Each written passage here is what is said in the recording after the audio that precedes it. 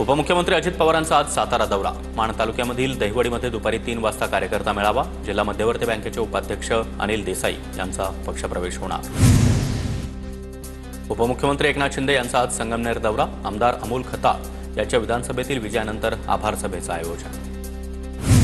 GST संकलनामध्ये Maharashtra राज्य सर्वात पुढे। आर्थिक वर्ष 2024 मध्ये महाराष्ट्रातून 3.8 लाख कोटी रुपये जीएसटी संकलन। राज्यामध्ये अपात्र लाडक्या बहिणींचा सुळसुळाट। राज्यामध्ये तब्बल 26,34,000 अपात्र लाडक्या बहिणींनी योजनेचा लाभ घेतला।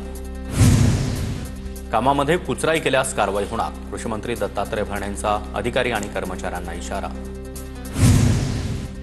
नाशिक गट गण रचनेचा अंतिम आराखडा जाहीर। मालेगाव, नाशिक, सुरगाणा, पेठ आणि त्र्यंबकेश्वर या 5 तालुक्यातील गट आणि गणामध्ये किरकोळ बदल। धाराशिव जिल्ह्यातून 36 सराईत गुन्हेगार तडीपार होणार। गणेशोत्सवाच्या पार्श्वभूमीवर पोलीस प्रशासन सतर्क।